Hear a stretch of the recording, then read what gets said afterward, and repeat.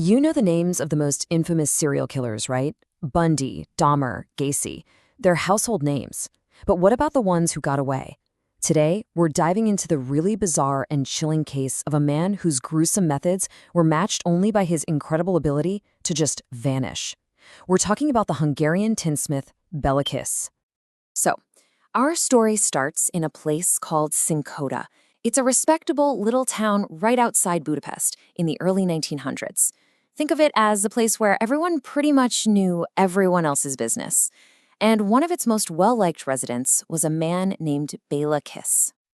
But this story of a model citizen is about to take an absolutely horrifying turn, right in the middle of the chaos of World War I. And it leads to one of the most grotesque discoveries in the history of crime. Okay, so in 1914, like so many other men, Bela Kiss gets conscripted into the army and heads off to the front. Fast forward to 1916. He's been gone for 2 full years. People start assuming he's been killed or maybe captured. Back in Cinkota, wartime shortages are getting really bad, and his landlord remembers something Kiss left on the property: several huge metal drums. See, before Kiss left, he told everyone he was stockpiling gasoline for the war effort, a real patriot, right? So his landlord, thinking he's doing a good thing, decides to crack open the drums and give the fuel to the army. He grabs a pickaxe ready to help the cause. He has absolutely no idea what he's about to find. The drum was soldered shut, but he manages to break the seal. And the smell that comes out, well, it definitely wasn't gasoline. It was this awful, putrid smell of decay, all mixed with the sharp, vinegary scent of wood alcohol. He looks inside, and there it is, the pale, preserved body of a woman, with a rope still wrapped around her neck. You can imagine the police were there in a flash. They opened the other 6 drums on the property, and each one held the same horrific secret. But it didn't stop there. They started digging up his garden, and the final body count rose to a mind-boggling 24. This just begged the question, who was this man they all thought they knew? To even begin to understand the killer, we have to rewind and take a good look at the man everyone in Cinkota thought they knew so well. To his neighbors, Bela Kiss was just perfect. He was handsome, smart, and could talk about anything from politics to astrology. But his charm wasn't just a part of his personality. It was a weapon. He built this image of respectability, throwing these big parties, always having perfect manners. It was all a meticulous performance that let him operate completely under the radar. He was living a terrifying double life. The public saw a charming bachelor. The reality was a swindler preying on lonely women.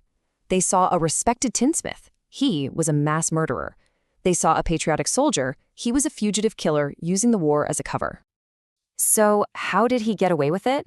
Well, investigators quickly uncovered this cruel and meticulous system Kiss used to find his victims, a system that really took advantage of women who were especially vulnerable at the time. His method was just chillingly systematic. First, he'd place personal ads in the Budapest newspapers, looking for a very specific type of woman: lonely, often widows, with money in the bank, but not a lot of family around. He would woo them, promise them marriage, get them to hand over their life savings, and then they would just vanish. He strangled them, preserved their bodies in wood alcohol, and then used his skills as a tinsmith to seal them inside their metal coffins. The sheer scale of what he was doing was just staggering. In a secret room in his house, police found letters and correspondence with at least 74 different women. 74! This wasn't just a series of murders. It was an entire business built on fraud and death. And that's just the women he kept records of. The real number could be so much higher. So with the killer's identity finally revealed, the investigation turned into one of the strangest manhunts of the 20th century.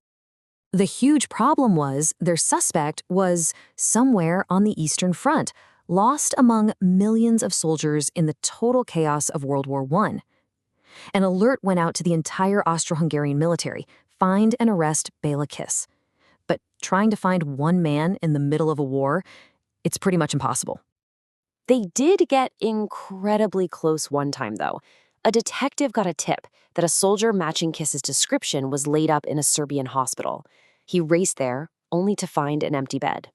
Kiss had not only escaped, but he had put the corpse of another soldier in his cot to trick everyone and buy himself time.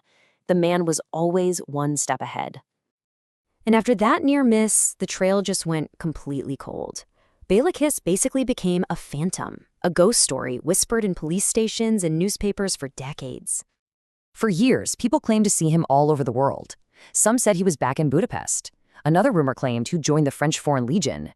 Then, all the way in 1932, a New York homicide detective gets a really credible tip that Kiss is living right there in the city, working as a janitor. But by the time the police showed up to check it out, he was gone. Again. And that is where the story ends. The trail goes cold for good. Bela Kiss was never caught. He just dissolved into history. The final, haunting question isn't just what happened to him. The truly chilling part is knowing that a monster can put on a polite smile, do the unspeakable, and then just walk away, becoming another face in the crowd forever.